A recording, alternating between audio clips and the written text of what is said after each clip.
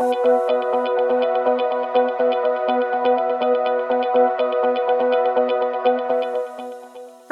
welcome to Leading Theologically.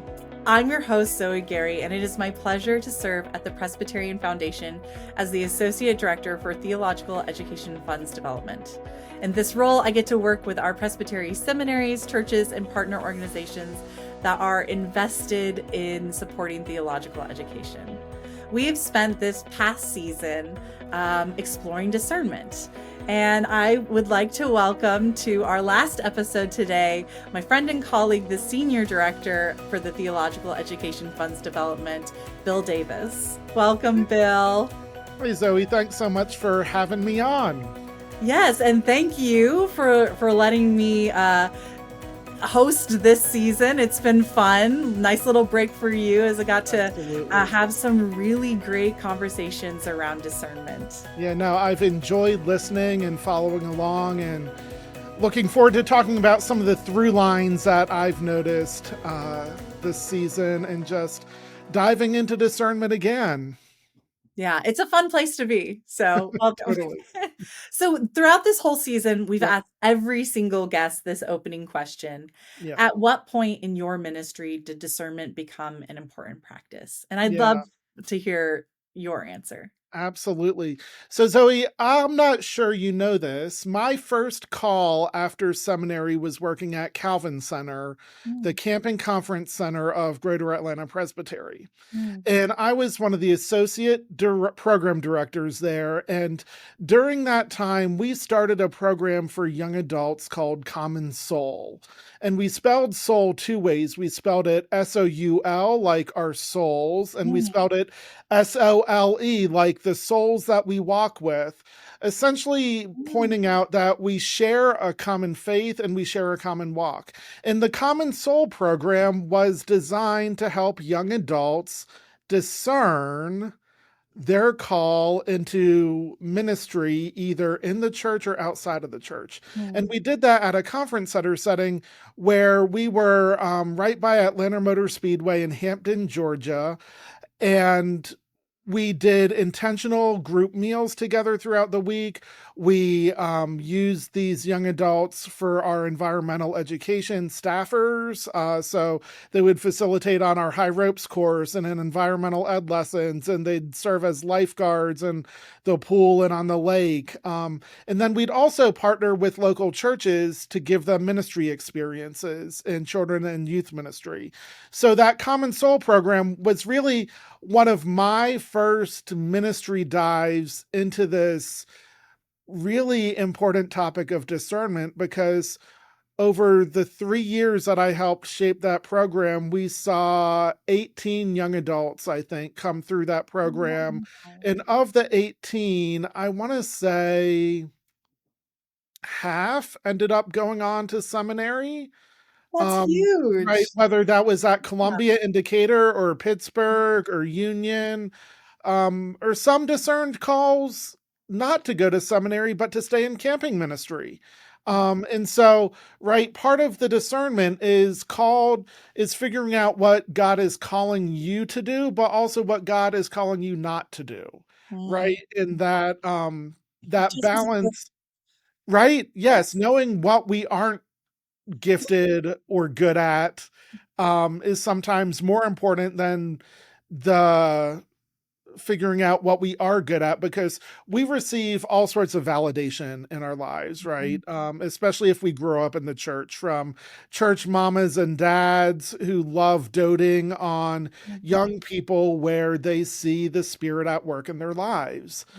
So in this Common Soul program, it was just a wonderful opportunity to journey with young adults. And as the associate program director, I got to do some intentional work with young adults in that way. So that was a gift. Yeah, and especially to have that also at the beginning of your ministry. Yes. Like to have that as a foundational experience. I love that. Yeah. Yeah, and it sounds like it's a very similar backdrop to kind of the work that Reverend Dr. Jenny Norris Lane was Yes. right with you, Kurt. Yes. Right? Because, talk about Jenny. Come on. No, I was like, I love starting the season off with Ginny. Yep, College is where I first began to ask those big questions of myself and of God.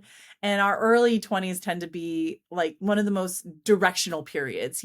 We can absolutely. obviously change our life at any moment, but our 20s is really that time that kind of points us to where we'll go Mm, later in life. mhm, So what can we, mm, knowing that that's such an important time, what can yep, we as the wider church learn from the work of you, Kirk, and other young adult mm, ministries like your camp ministry? yeah, right. So thinking about where young adults show up the most in our denomination, I think it is on our college campuses. It's Mhm, at our camps and conference centers. Um, Thinking about, right, so let me, Zoe, point to my campus ministry. So, my undergrad degree is from Appalachian State. We did not have a UKirk, but we had a thriving Presbyterian campus ministry that was also ecumenical, mhm. right? It was a Presbyterian Episcopalian campus ministry, right? Fascinating. And so, part of what I think of the gift that campus ministries and young adult ministries provide is because we have seen denominational trends of young adults within the PCUSA shrinking, or at least that's what most of the data points to recently, right? Um, Just a in church or as a whole, right? Right, yes, yes. But in order to get critical mass, you have to have partnerships and you have to have ecumenicism and you have to have creativity about thinking outside of the box into new ways of doing and being ministry. And I know in the latest episode, you get into some of that with Michael Geerling, and we'll talk about that more here in a bit. But I think the gift of you, Kirk, is a place where people come to ask questions, right? It's a place and a space where folk, regardless of, and I know this from some of my friends that are UKirk pastors, um, they welcome young adults to their UKirk ministries that might not be in school, but might be young adults working in the towns where Mhm, those colleges are located, right?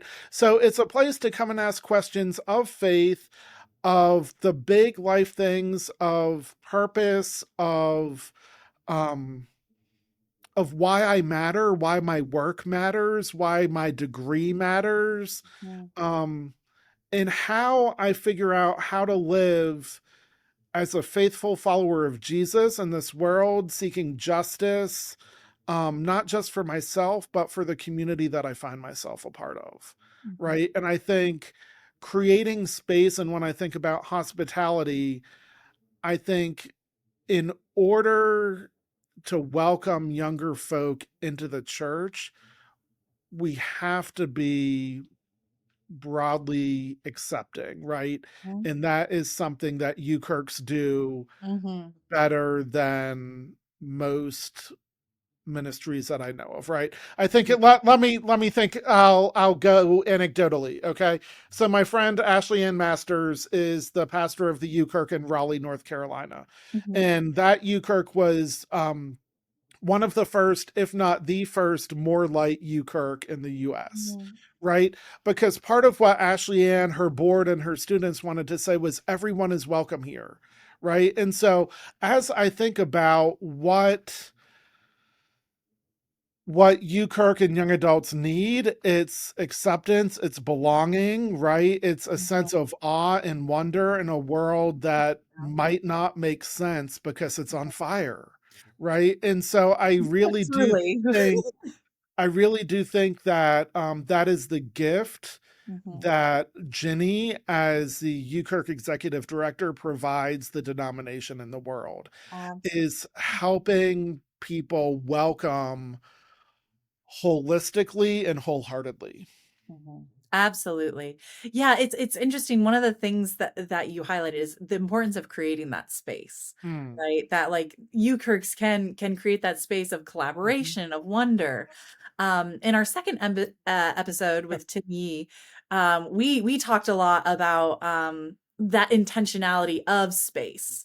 whether that's the intentionality of creating space or creating a trusted relationship between leaders and with youth.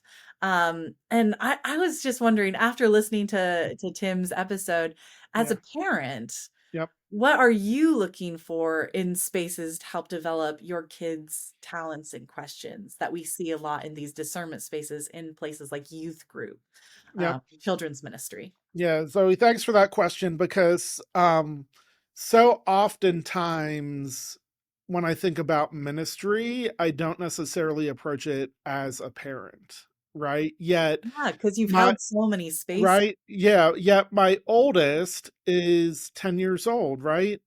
And so he attends a church in South Denver that's 1,200 plus members, and they have a Club 45 program, right? Where he gets to gather with others his age and get kind of youth group light once a week, right? Yeah, But I actually, what I want to point to as a space that is helping him develop talent and asking questions that I think is really well done. And the church does this too when we welcome high schoolers and young adult college students to be volunteers in youth group, to work in nurseries, right? Mhm. Because I think one of the things that Tim points to in this episode is the intergenerational nature of youth ministry, right? Mhm. And one of my professors, Roger Nishioka, talks about the need for youth to be connected to people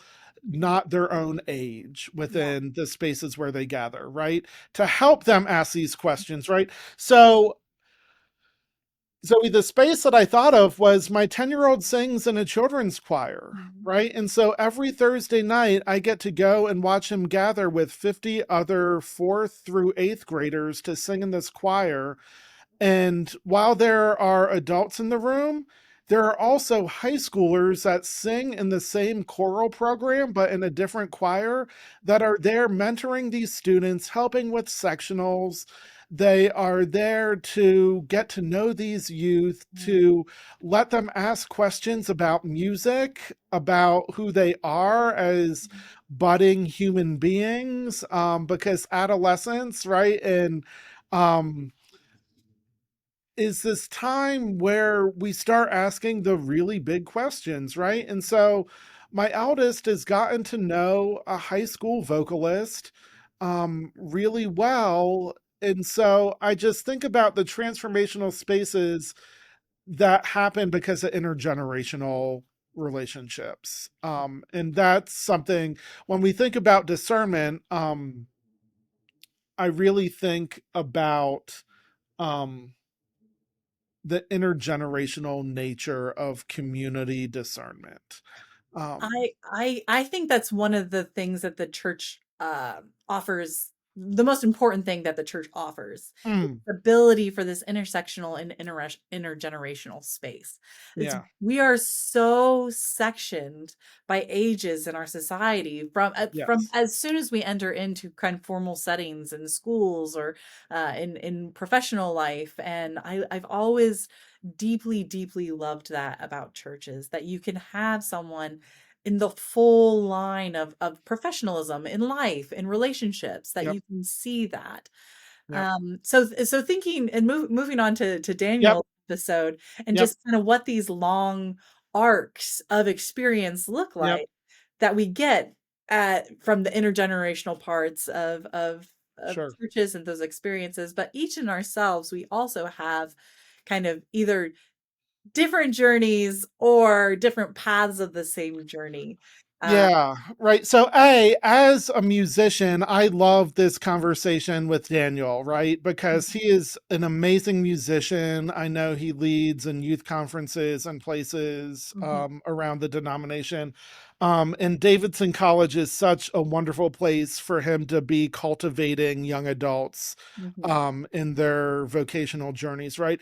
And so, really, as I've thought about, my own call, which has shifted from one of outdoor ministry to congregational ministry to now a ministry of fundraising and connection and collaboration. Um, one of the things I started thinking about with this episode with Reverend Heath, Zoe, is the difference between vocation and avocation, Hmm. right? And so vocation being the place where we get called to work, right? And I think of that famous Frederick Buechner quote where your vocation is where your greatest joy meets the world's deepest hunger, Hmm. right? And so vocation being the place where we are called to work, right? My undergrad degree from Appalachian State is in music education. Hmm. I was never a music teacher because one of the things I discerned late in college is that music wasn't a good vocation for me. I could not handle playing in a practice room for 8 hours a day. Yet music has become a wonderful avocation, Hmm. right? It's a hobby. It is That's one of the something, things that I know you most about, right? right? Right? Yeah, right. So it's a hobby that feeds my soul, that gives me energy in life, yet it's not the primary work that I do. Yet here in a little bit, I'm going to close this with a hymn text that because so a few weeks ago I was up at Highlands Camp and Retreat Center with Alan Hilton, and Alan and I were leading a retreat for the Omaha Presbyterian Seminary Foundation. And one of the kindest things that I think anyone has ever said about me, Alan described me as a human jukebox. Right. So I can listen to life. I can listen to people describe what's going on in the world and in their ministries, and I think about songs, right? And so I'm going to close us with a hymn text that I think is about discernment. Right. And so we'll get to that in a little bit.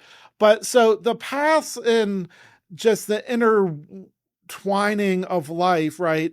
I think about the difference between vocation and avocation, and how what fills our souls most richly isn't always our work, but it's still the places that we are called Mhm. to live and be and have our moving Mhm. within life.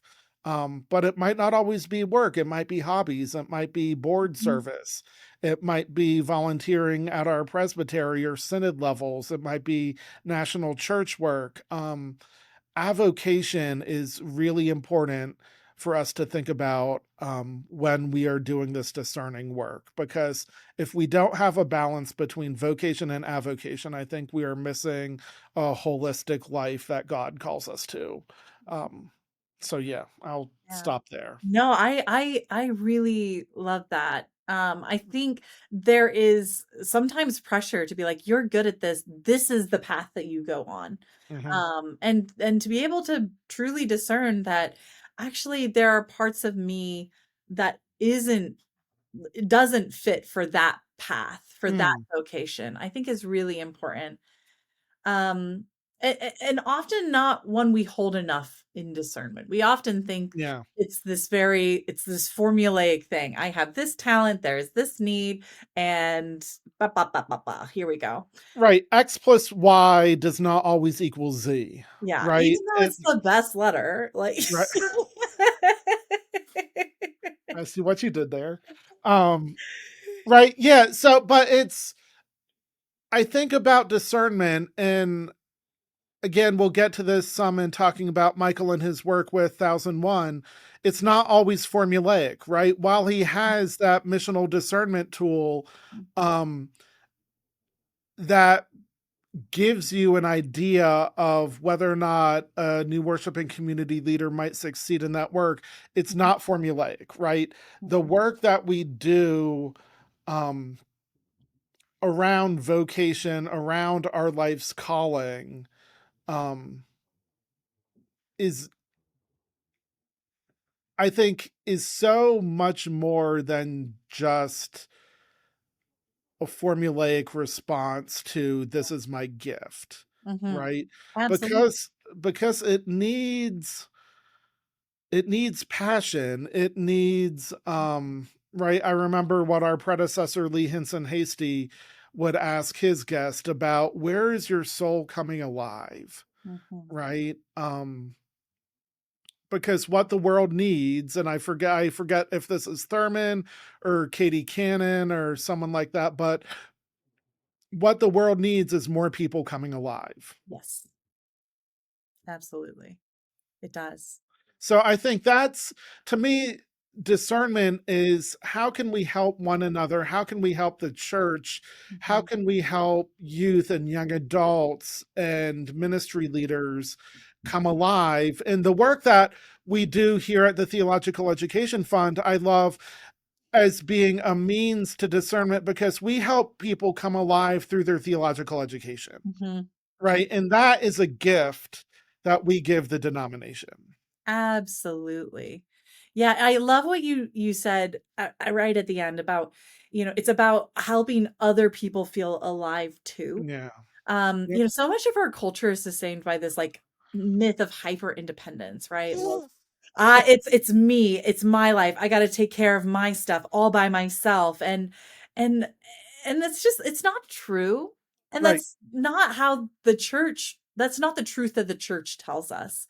right. And go moving into Anne Yeah, Henley's sure. episode, it was the one part of the episode that really stopped me, Yeah, is when she was talking about this idea that you don't have to be everything in yeah, order to step into something.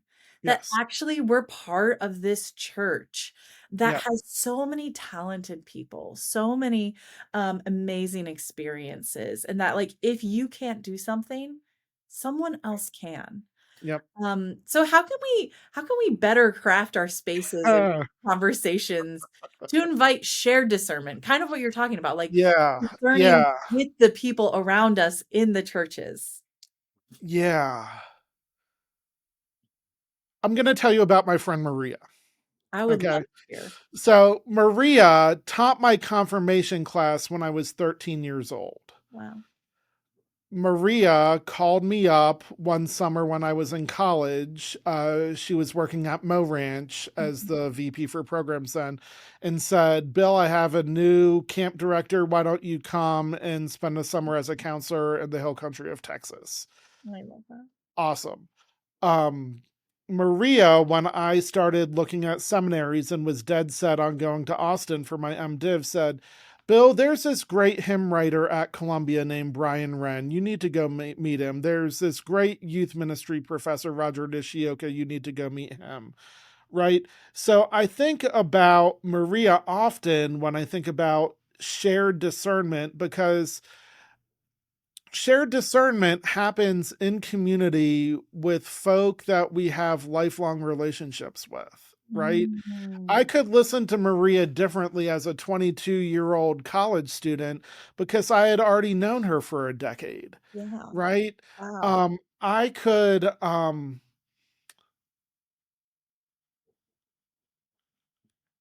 I could listen to calls from God because, right, this hyper independence thing. First off, too, let me also say I live in Denver, Colorado, west of the Mississippi.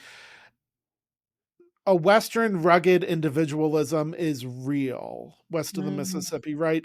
And Zoe, I used to joke with folk that my degrees from Columbia Seminary and Candler School of Theology did not prepare me to pastor a church in Denver, Colorado. I'm not sure it would have prepared me to pastor a church in the Southeast either, even though the gift I have of theological education prepared me in many ways. And this is really coming back to Anne Henley and her bit about we aren't always prepared for everything. Mhm. But, right, I wasn't prepared to come and pastor a church in Denver, Colorado, where we have just such Eastern influences from the Buddhist culture coming out of Boulder, Colorado, Mm. right? I wasn't prepared for folks who love skiing in the outdoors so much that they take a weekend or two off a month during the winter to go play in the mountains, right? Yet, thinking about how I promise this is all going to come together. Thinking about how we are called to do ministry, Mm. I learned about balance in ministry and balance in different practices because when I came in as a solo pastor to a congregation in North Denver, people had meditative practices that they were willing to teach me A different because, type of spiritual practices, and yeah, I love that. right, I became friends with these people that loved and appreciated the wonder of the mountains, and it cultivated in myself a wonder of these amazing Rocky Mountains, right? Because they were skiing in them, they were hiking in them, they were playing in them, right? So when I think about cultivating conversations for shared discernment, I think about a Ted Lasso line about be curious, not certain, right? It takes a certain curiosity Mhm. to cultivate shared discernment. Yeah. Um, And you also need trust yes, to have curiosity. yes, right. Yeah. It takes a willingness to not be right, Mm, right? And a willingness to wonder what if God might be up to something that isn't even in my brain yet, mhm. right? You can't even And conceive it, right? right, and again, and I'm hoping that you're going to use this as our transition to the new worshiping community conversation, right? But it's right, part of the work I've done in Denver Presbytery is as an interim helping to merge two congregations together, right? That was a shared discernment task where their previous pastors did so much intentional listening together that they had to wonder about what is the thing that we are called to do together that we can't do by ourselves. And to Mhm. me, that's the shared discernment question about community is what are we called to do together that I can't do by myself? Um, Absolutely. so yeah, I'll stop there. I love it. I in this past year of researching discernment and all the different resources that we have here in the denominational level, more and more and more, it's becoming clear that we can't do this on our Mm, own at all. That we do have these incredible resources in our denomination of people, yeah, of thoughts, of structures, and what are the ways that we can uh, m- show and invite people and make sure that they're accessible. yeah, And we've mentioned Michael already a yeah. couple times. Reverend Geerling, yes, Yeah, so let's get in. So Michael shows us an yes, incredible resource that we have in the PCUSA, yeah, with the DML assessment. I went through it as a new sure, worshiping community leader, and I've also been an assessor. So but this is specifically for our new worshiping communities. It's yeah. a tremendous resource. So what are ways that you see the denomination engaging in conversations of discernment around ministry and on seminary campuses? Yeah, so that's a great question. Um, because I think I think it's always been there within the PCUSA, especially when you look at our history of church planting at times, right? We are always discerning where is God calling us to be and how do we respond to God's needs in the world, right? Mm, Um, and so I see that, thinking about the work you did in New Orleans, mm, um, right? And with a pay what you can cafe, thinking about some of our other new worshiping communities that I know of here in Denver Presbytery, whether they are online or whether they are radically ecumenical in a suburb of Denver where you wouldn't think there is interfaith or multi faith work to be done. mm, Um, I think we as a denomination are willing to go to places and do things in response to God's radical, inclusive call to love our neighbors. mm, Right. And I think that's part of what Michael talks about listening to new worship and communities leaders is how is God calling you to love your neighbor with this new worshiping community? mhm, Right. And on our seminary campuses, I think this happens because we aren't producing MDiv graduates that are all going to pastor congregations anymore, Yes. right? Huge, huge transition. Right. And I think that's been one of the largest shifts in theological education over the last 20 years since I graduated seminary, where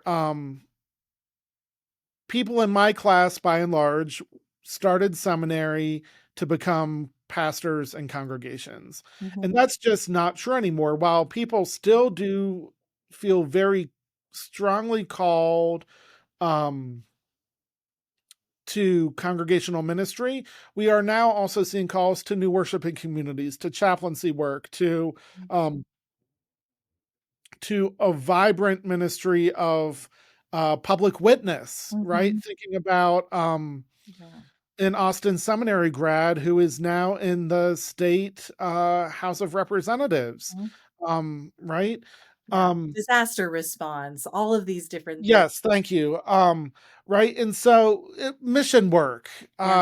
locally and globally, Mhm. right? Folks want theological education to deepen the ways that they respond to God's calling in their lives. Again, whether that's vocationally or avocationally, right? And so when I think about the work that we as a denomination do around discernment into ministry, I think this happens with our CPMs, right? And the committees that prepare folk for ministry.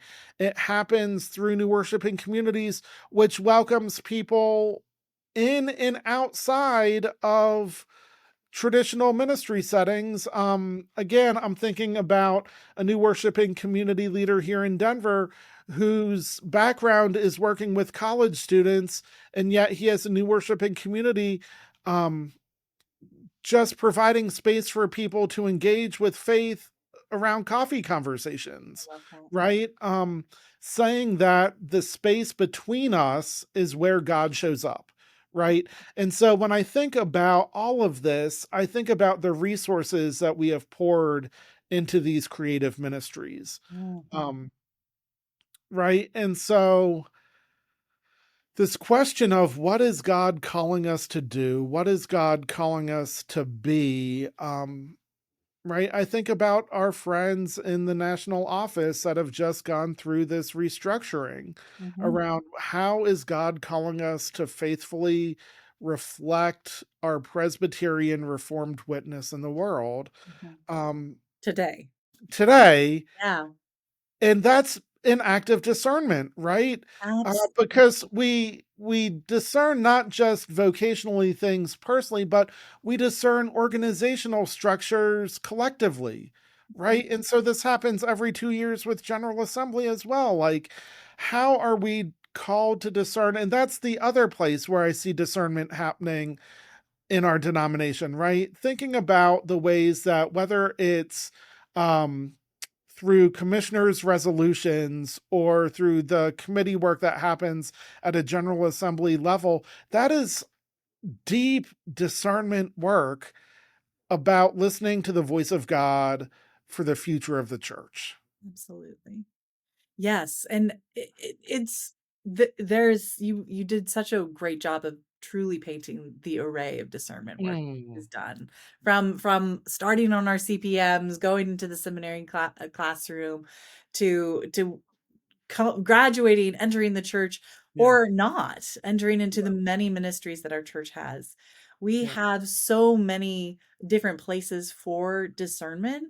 yeah, Um, so as we're wrapping up, knowing that yes, there is so many resources yep, that we have in our yep. denomination, what is a discernment tool that you have found most helpful in your call for ministry? Yeah, so a discernment tool in my ministry, I would say, is showing up for worship on a Sunday morning or at other times, right? Because when we show up, we encounter liturgy, we encounter hymnody, we encounter other children of God Mm, who help us hear God's voice. And so, um, I want to come back to vocation because, right, sometimes it's reading poetry, sometimes it's reading hymn texts, but I think these other creative avenues in writing help us shatter this prose flattened world. Right? And so I'd love, Zoë, to close with a hymn text by Fred Pratt Green.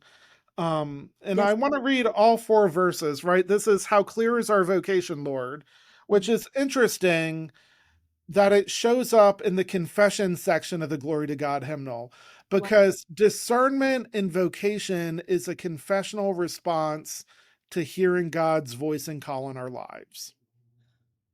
Wow. Right? Is All beautiful. right. So here's Fred Pratt Green. How clear is our vocation, Lord, when we once heed your call to live according to your word and daily learn, refreshed, restored, that you are Lord of all, and will not let us fall. But if forgetful we should find your yoke is hard to bear, if worldly pressures fray the mind and love itself cannot unwind its tangled skein of care, our inward life repair. We marvel how your saints became in hindrances more sure, whose joyful virtues put to shame the casual way we wear your name, and by our faults obscure your power to cleanse and cure. So, in what you give us, Lord, to do, together or alone, in old routines or ventures new, may we not cease to look to you, the cross you hung upon, all you endeavored done. Wow. That is beautiful. I love that. And so fitting that you would bring a hymn to the end of this. It's just like it's so Bill. I love it. It's Well, just it's so indicative to also your own journey and your own yeah, discernment and where right. you find the voice of That's God right. That's is right. in this hymn. It's Yeah. really beautiful. Yeah. Well, Zoë, thank you for this conversation. Thank you for the good work you have done in inviting this wonderful array of guests this season to dive into discernment in the multitude of ways it shows up in our ministry, in our denomination, in our individual lives. Well, thank you. It has been an absolute delight getting to have these just amazing conversations with discernment and what I've been untangling for this past year is learning about what does it look like to be in this place and time and in conversation with God. So thank you Of course. for that and for the opportunity to have been able to explore that this season. Of course. Zoë, thank you for this good work. Friends, Leading Theologically is a mission and ministry of the Presbyterian Foundation and the Theological Education Fund. If you would like to learn more about the work that Zoë and I do, or to support us financially if these conversations have been helpful, we'd love to have you email us to receive a donation. You can find out more about our work at presbyterianfoundation.org/TEF. Zoë, thank you for having me. This was a great time. Yes, thank you for taking the time and walking through this season with us. Thanks, Bill. All right. Bye, friends. Bye.